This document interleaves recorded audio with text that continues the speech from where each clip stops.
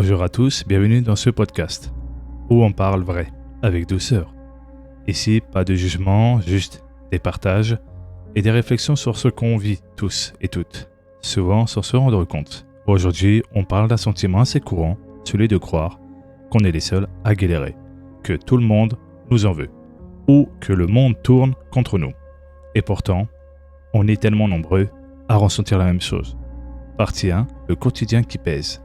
Tu te lèves le matin, déjà fatigué, les transports sont blindés, ton patron t'envoie des mails passifs-agressifs, ton frigo presque vide, et là tu croises quelqu'un qui râle, te bouscule, et tu te dis « Mais pourquoi ça tombe toujours sur moi ?»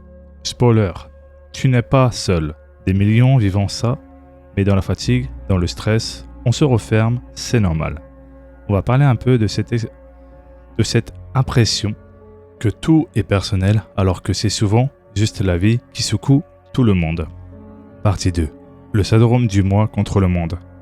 Quand tu es dans le rouge émotionnellement, tu penses que les autres ne font pas d'efforts, qu'ils t'en voulent, qu'ils ont la belle vie, pendant que toi tu rames, mais parfois c'est juste qu'on ne voit pas leur combat à eux. On oublie que les autres aussi peuvent porter un masque, sourire alors qu'ils au bout.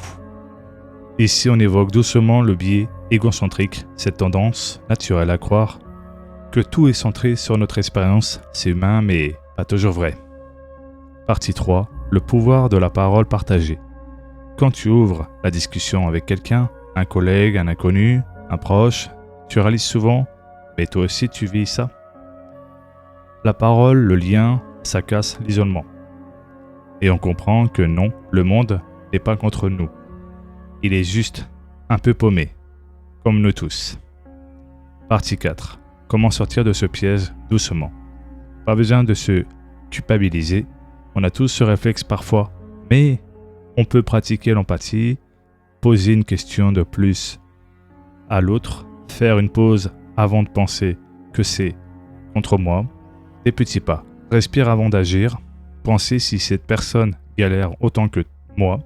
Se rappeler qu'on est tous en train d'improviser à fond. Conclusion, alors non, tu n'es pas fou, tu n'es pas égoïste non plus. Tu es juste humain et si on commence à se regarder autrement avec un peu plus de patience, on verrait qu'on est dans le même bateau. Merci d'avoir écouté. Si ce podcast t'a parlé, partage-le à quelqu'un qui pourrait se sentir seul parce que on est plus nombreux qu'on le croit.